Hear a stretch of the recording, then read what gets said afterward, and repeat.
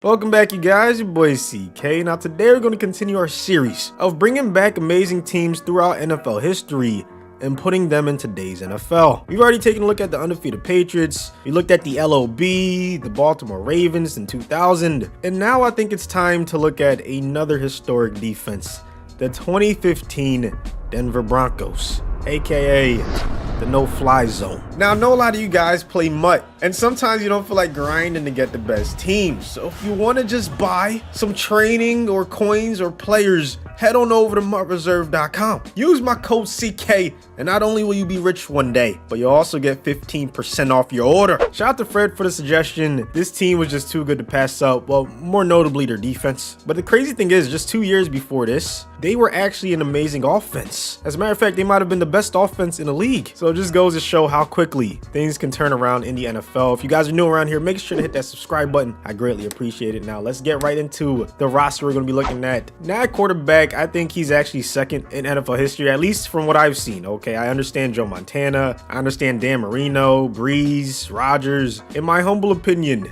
Peyton Manning is the second best quarterback of all time. Unfortunately, he didn't have an amazing season in 2015. By his standards, it was terrible. 9 touchdowns, 17 interceptions, but he was good enough to help them win a Super Bowl, so he couldn't have been that bad. Behind him, we have Brock Osweiler, Trevor Siemian. CJ Anderson was a revelation for them at running back. They also had Ronnie Hillman, so nice little two-back tandem. And they had Juwan Thompson. Fullback, they had James Casey. Wide receiver, they had a nasty duo with Demarius and Emmanuel Sanders. Not to mention Andre Caldwell, Cody Latimer, and Benny Fowler. They would come out in 12 personnel to start the game because they had 2 really good tight ends in Virgil Green and Owen Daniels. Poorman was behind them. One reason I remember being happy for this team is because they had Evan Mathis, former Philadelphia Eagle, on the offensive line. An offensive line that actually was pretty decent. Same with the entire offense in general, man. They had a lot of talent, but their defense is what we're focused on because they ranked first in yards per game, first in passing yards a game, first in total sacks, third in the NFL against the run, fourth in scoring, and number 3 in defensive touchdowns. Now, it wasn't just the secondary, of course, because there's one guy by the name of Von Miller. So, of course, he's going to be leading the way. He was a 97 overall. Larente McCray behind him.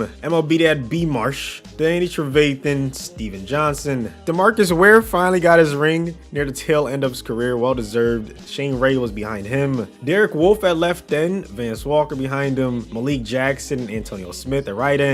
Sylvester Williams and Marvin Austin Jr. at D tackle. But of course, the story of the defense, besides Von, was the secondary. Chris Harris Jr., smack dab in his prime at a 94 overall. You had Aqib Talib, the chain snatcher. On the other side, Bradley Roby at CB number 3, Tony Carter and Kayvon Webster. Free safety, you had Darian Stort and David Bruton Jr. Strong safety, TJ Ward, the hard hitter, and Josh Bush. Kicker, you had Brandon McManus, and punter, you had Britton Colquitt. So that brings them to an 88 overall, by far the highest in the NFL. I think there are only like 3 or 4 teams even higher than 85, so on paper it's looking good. But looking at their schedule, man, they start off with 3 insane games versus the Titans, Steelers, and Bucks. Patriots are going to be no joke. And keep in mind, these are like updated rosters, so all the rookies are in there. Kyle Pitts going to be on the Falcons. They have played the Chiefs twice. They're in a very tough division, but let's see if this defense can carry them to the promised land. Well, they ended up playing well enough to get first in their division. One more win than they had in real life in the 2015 season. They started off hot, going 7-0 into the bye week. Then they lost to the Falcons, the Chiefs, and the Raiders. Peyton ended up first in passing yards, top 10 in passing touchdowns, and passer rating. CJ did his thing, top 15 in all major categories, and Demarius was first in receiving yards and top 10 in receptions and touchdowns. So the offense did way better than it did in real life during the season. I mean, Peyton looked like he was back in 2013. CJ and Hillman both had 9 touchdowns on the ground. DT with 11 touchdowns to go along with his 1,500 yards. Look at Virgil. There were 4 guys with 5+ touchdowns through the air. And then on defense, B. Marsh led the way in tackling. 2 guys with double-digit tackles for loss. You can see Vaughn was the only guy in double digits for sacks. But the entire defense was doing his thing, man. What about interceptions? 4 for TJ Ward, 2 for Roby. I guess they didn't want to test CHJ and Talib like that. Mahomes ends up winning MVP.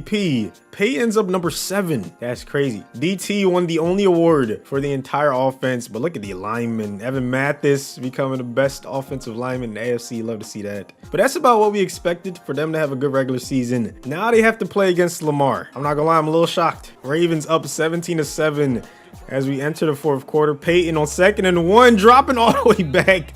You got to get rid of it. To be fair, I mean, that's kind of how it was. Their defense had a carry. Peyton on 3rd and forever.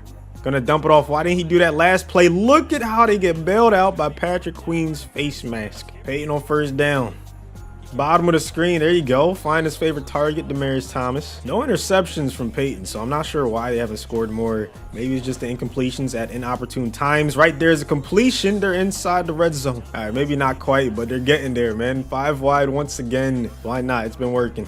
Peyton with good protection. Gonna get rid of it. Top of the screen. One-on-one coverage. Demaryius Thomas with the Moss. It's a 1-possession game. Ravens really don't even have to score again. They just have to keep getting 1st downs. But there's Von Miller doing what he does best, making plays. The tackle for a loss puts Baltimore in a 3rd and 8 situation. Lamar gonna come on the shotgun, letting the clock drip all the way down. Lamar over the middle, wide open, but it's dropped. TJ Ward with the big hit. That's what he's known for. Peyton with his X Factor, say goodbye. He has Omaha, so he knows exactly what the defense is doing. 2-minute warning has just been reached. Peyton over the middle. That was a risky one, but it gets them the 1st down. And now you get to see the no huddle, man. You love to see this. Peyton Manning, bottom of the screen. They're not going to get out of bounds. Clock's going to continue to tick. And now there's less than 1:30 left in this game. Another dump off. Anderson getting them close to the 1st down. It is going to be a 1st down, but we're approaching 1 minute left in this game. No huddle continues. Peyton, so much time in the pocket. You have to get rid of the ball. They're not going to use a timeout either. Wow. And now he does not have his X Factor. Less than 40 seconds left. Bottom of the screen, and they're not getting out of bounds. There's the 1st timeout. Remember, all they have to do is get in field goal range to take this to OT. You don't need to get a touchdown.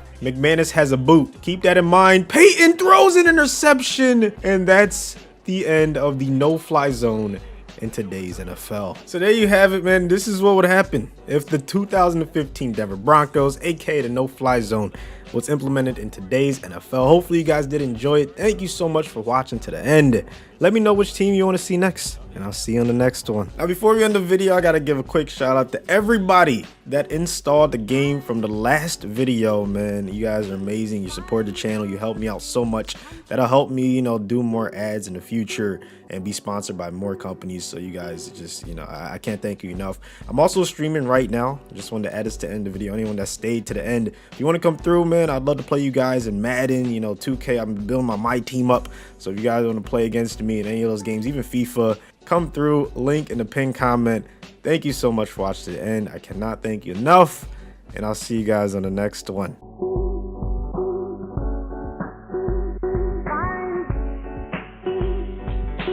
Find your dreams come true.